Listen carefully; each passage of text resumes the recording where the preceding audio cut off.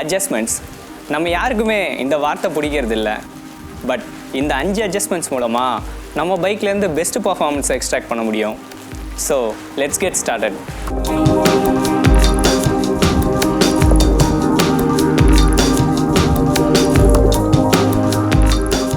நம்ம பைக்கோட main controls இந்த ஹேண்டில் பாரில் தான் இருக்குது. ஆனால் நம்மள 99% பேர் இந்த கண்ட்ரோல்ஸை பெருசாக கண்டுக்கிறதே இல்லை. குறிப்பாக இந்த clutch and break levers correct பொசிஷனில் இல்லைன்னா ரிஸ்ட் பெயினில் ஆரம்பித்து இந்த கண்ட்ரோல்ஸை எஃபெக்டிவாக யூஸ் பண்ண முடியாத வரைக்கும் எல்லா பிரச்சனைக்கும் காரணமாக இருக்கும். நம்ம எல்லாரோட height and arm length differ ஆகும். ஸோ இந்த லீவர்ஸை நமக்கேற்றாப்பில் அட்ஜஸ்ட் பண்ணுறது ரொம்ப அவசியம். இதை அட்ஜஸ்ட் பண்ணுறது ரொம்ப சிம்பிள் தான். நம்ம நேச்சுரல் ரைடிங் பொசிஷனில் உட்காந்து கிளட்ச் அண்ட் பிரேக் லீவர்ஸை ஆப்ரேட் பண்ணணும். ஆப்ரேட் பண்ணும்போது கை ரொம்ப நகர்த்துற மாதிரி இருந்துச்சு, இல்லைனா ரிஸ்ட்டை ரொட்டேட் பண்ணுற மாதிரி இருந்துச்சுன்னா லீவரோட ஆங்கிள் சரியில்லைன்னு அர்த்தம்.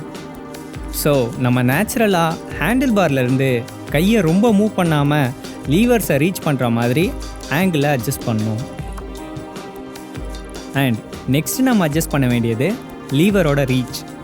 பயாலஜி படித்தவங்களுக்கு தெரியும், ஃபிங்கர் டிப்ஸ் தான் மோஸ்ட் சென்சிட்டிவான பார்ட்னு. அண்ட் நம்ம எல்லாருக்குமே கண்டிப்பாக தெரியும் கிளட்ச் அண்ட் பிரேக் ஃபீல் எவ்வளோ முக்கியம்னு. லீவர் ரொம்ப பக்கத்தில் இருந்தால் ஃபீல் போதுமான அளவுக்கு கிடைக்காது. ஆனால் அது கூட பரவாயில்ல, ரீச் பண்ண முடியாத இடத்துல லீவர் இருந்தால் அது ரொம்ப டேஞ்சர். உங்கள் பைக்கில் ஸ்டாக்காகவே அட்ஜஸ்டபிள் லீவர்ஸ் வந்துச்சுன்னா ஒரு சில செகண்ட்ஸில் இதை சரி பண்ணலாம். ஆனால் ஸ்டாக் லீவர்ஸ் உங்களுக்கு செட் ஆகலைன்னா அட்ஜஸ்டபிள் லீவர்ஸ் தான் வாங்கணும்னு அவசியம் இல்லை. உங்கள் ஃபிங்கர் சைஸ்க்கு செட் ஆகிற மாதிரி நார்மல் லீவர்ஸே வாங்கிக்கோங்க. இந்த அட்ஜஸ்ட்மெண்ட் ஃபீல் அண்ட் கம்ஃபர்ட்காக மட்டும் இல்லாமல் நம்ம பிரேக்கிங் ரெஸ்பான்ஸ் டைமை சில மில்லி செகண்ட்ஸ் கம்மி பண்ணுது. இது உங்களுக்கு பெருசாக தெரியாமல் இருக்கலாம், ஆனால் நீங்கள் சேவ் பண்ணுற அந்த மில்லி செகண்ட்ஸில் ஒரு கிராஷையே நீங்கள் அவாய்ட் பண்ணலாம். என்ன தான் நம்ம உலகத்திலே பவர்ஃபுல் பிரேக்ஸ் வச்சுருந்தாலும் அதை எவ்வளோ ஃபாஸ்ட்டாக ஆக்டிவேட் பண்ணுறோன்றதுல தான் அதோட எஃபெக்டிவ்னஸ் இருக்குது. ஸோ நம்ம எல்லாருமே கட்டாயம் பண்ண வேண்டிய அட்ஜஸ்ட்மெண்ட் இது.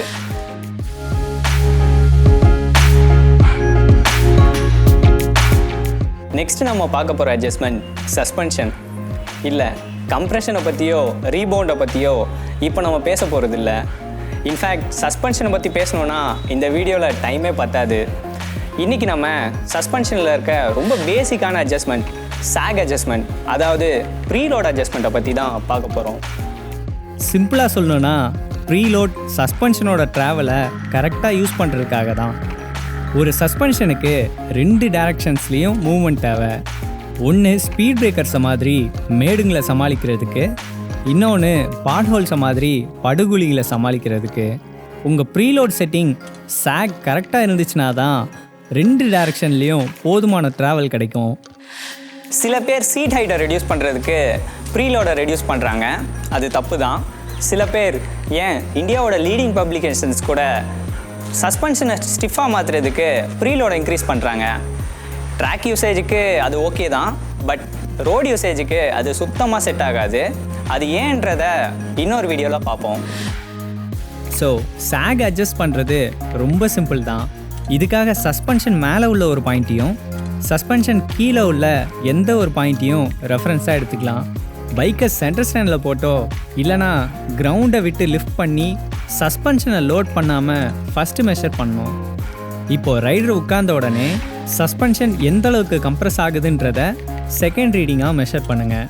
ஃபர்ஸ்ட் ரீடிங்லேருந்து செகண்ட் ரீடிங்கை மைனஸ் பண்ணால் உங்கள் பைக்கோட சாக் கரெக்டாக கிடச்சிரும். சப்போஸ் உங்கள் சாக் கரெக்டாக இல்லைன்னா சஸ்பென்ஷனோட ப்ரீலோடை இன்க்ரீஸ் பண்ணுங்கள். இது ஹைட்டை இன்க்ரீஸ் பண்ணி சாகை குறைக்கும். சேம் மெத்தடில் ப்ரீலோடை டிக்ரீஸ் பண்ணால் ஹைட்டை ரெடியூஸ் பண்ணி சாகை அதிகமாக்கும். கரெக்டான சாக் வேல்யூஸ் உங்கள் பைக் மேனுஃபேக்சரர் எதையும் ரெக்கமெண்ட் பண்ணலன்னா ஸ்க்ரீனில் இருக்க இந்த வேல்யூஸை ரெஃபரன்ஸாக யூஸ் பண்ணுங்கள். ப்ரீலோட் கரெக்டாக இல்லைனா ரேக் அண்ட் ட்ரையில் கூட அஃபெக்ட் பண்ணும். நம்ம பைக்ஸில் பில்லியன் உட்கார்ந்த உடனே ஸ்டியர் பண்ணுறதுக்கு கஷ்டமாக இருக்கிறதுக்கும் இதுதான் காரணம். ஸோ லாங் ரைட்ஸில் நம்ம கேரி பண்ணுற லக்கேஜ் அண்ட் பில்லியனோட வெயிட்டையும் கன்சிடர் பண்ணி ப்ரீலோடை அட்ஜஸ்ட் பண்ணணும். Next adjustment headlights. ஆல்மோஸ்ட் எல்லா பைக்ஸ்லேயும் ஹெட்லைட் அட்ஜஸ்ட் பண்ணுறதுக்கு ப்ரொவிஷன்ஸ் இருக்குது. ஆனால் மோஸ்ட் பைக்கர்ஸ் இதை பண்ணுறது இல்லை. ஹெட்லைட்டோட எய்ம் ஹை இல்லை லோவாக இருந்தாலும் விசிபிலிட்டி ரொம்ப கம்மியாக இருக்கும். குறிப்பாக ஹெவி லக்கேஜ் இல்லைனா பில்லியனோட ரைட் பண்ணும்போது ஹெட்லைட்டோட எய்ம் மாறலாம். மோஸ்ட் பைக்ஸில் இதை அட்ஜஸ்ட் பண்ணுறது ரொம்பவே சிம்பிள் தான். ஒரு ஸ்க்ரூ ட்ரைவர் இருந்தாலே போதும், பீமோட ரீச் நமக்கு கம்ஃபர்டபுளாக மாற்றிக்கலாம். பட் அட்ஜஸ்ட் பண்ணும்போது ஆப்போசிட்டில் வரவங்கள பிளைண்ட் பண்ணாத மாதிரி லோ பீம் அட்ஜஸ்ட் பண்ணுறது ரொம்ப முக்கியம்.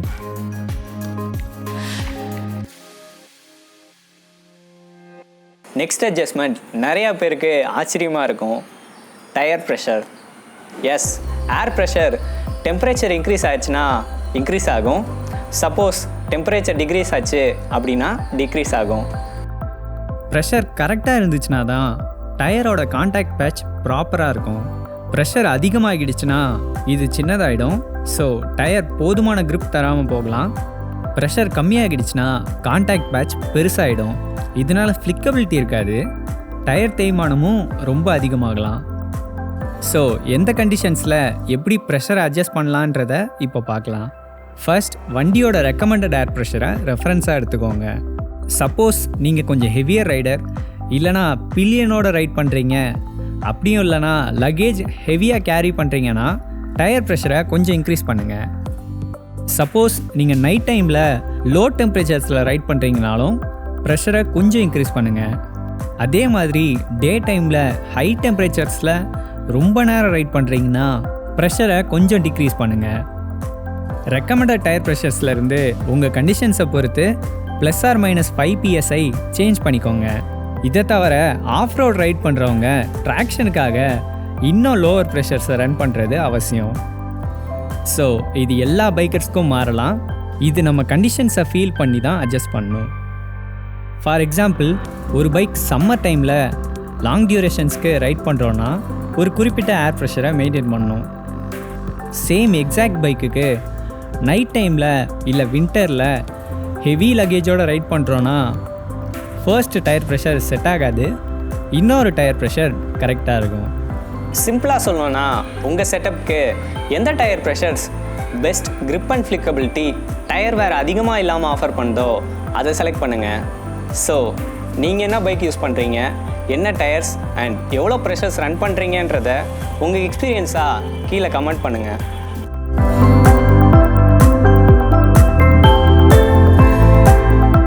நெக்ஸ்ட் அட்ஜஸ்ட்மெண்ட் நிறைய பேர் கம்ப்ளைண்ட் பண்ணுற சீட் ஹைட் தான்.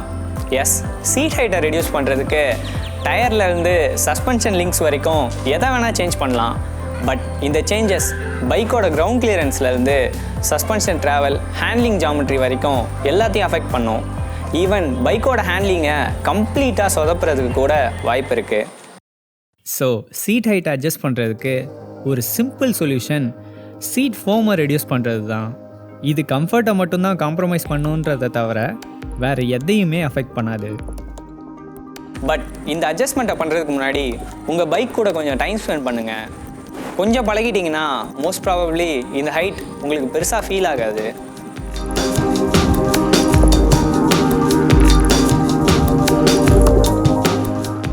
க்கு மேலே வண்டியோட மூவ்மெண்ட்டுக்கு விண்ட் ரெசிஸ்டன்ஸ் ரொம்ப இன்டர்ஃபியர் ஆகுது. இன்ஃபேக்ட் 100க்கு மேலே வண்டியோட மூவ்மெண்ட்டை தடுக்கிற பெரிய ஆப்போசிட் ஃபோர்ஸ் விண்ட் ரெசிஸ்டன்ஸ் தான். அண்ட் கார்ஸை கம்பேர் பண்ணும்போது பைக்ஸ் சுத்தமாக ஏரோடைனமிக் கிடையாது. அதுக்கு காரணம் நம்ம தான். ஸோ இதனால் நேக்கட் பைக்கில் லாங் டூர்ஸ் பண்ணும்போது விண்ட் ரெசிஸ்டன்ஸ் நம்மளை பின்னாடி தள்ளி ரொம்ப டயர்டாகிடும். ஸோ லாங் ரைட்ஸை கம்ஃபர்டபுளாக பண்ணோன்னா விண்ட்ஸ்க்ரீன் ரொம்ப அவசியம். இன்ஃபேக்ட் சில ஃபேட் பைக்ஸில் கூட ஒரு விண்ட்ஸ்க்ரீன் எக்ஸ்டெண்டர் மூலமாக பெனிஃபிட் பண்ணலாம். விண்ட்ஸ்க்ரீனை வாங்கும்போது கரெக்டாக ஐ லெவலுக்கு கொஞ்சம் கீழே இருக்கிற மாதிரி பார்த்துக்கோங்க. ஏன்னா மழை பெய்யும் போது விண்ட்ஸ்க்ரீன் மேலே வைப்பர்ஸ் மாட்ட முடியாது. ஒஸ்ட் கேஸில் ஒரு நேக்கட் பைக்கில் உங்களால் விண்ட்ஸ்க்ரீன் மாட்ட முடியலனாலும் டேங்க் பேக் யூஸ் பண்ணுங்கள், அது ஓரளவுக்கு விண்ட் ப்ரொடெக்ஷன் ஆஃபர் பண்ணும். 100ல் போகும்போது முன்னாடி இருக்க கார்லேருந்து கல்லடி வாங்கியிருந்தீங்கன்னா விண்ட்ஸ்க்ரீனோட இம்பார்ட்டன்ஸ் உங்களுக்கு நல்லாவே தெரியும்.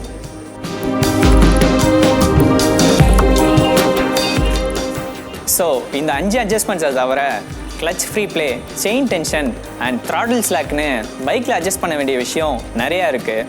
ஸோ இப்போ நான் சொன்ன இந்த 5 அட்ஜஸ்ட்மெண்ட்ஸ் பைக்கோட கண்ட்ரோலை இன்க்ரீஸ் பண்ணுறது மட்டும் இல்லாமல் கம்ஃபர்ட்டும் ஆஃபர் பண்ணுன்றதை நான் நம்புகிறேன். இந்த வீடியோ உங்களுக்கு இன்ஃபர்மேட்டிவாக இருந்துச்சுன்னு நினச்சிங்கன்னா உங்கள் ஃபெலோ பைக்கர்ஸ் கூட ஷேர் பண்ணுங்கள். தேங்க்ஸ் ஃபார் வாட்சிங் அண்ட் ரைட் சேஃப்.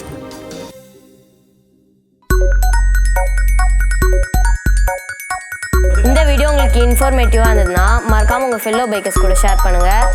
நான் தான் உங்களோட ஃபியூச்சர் பைக்கர்.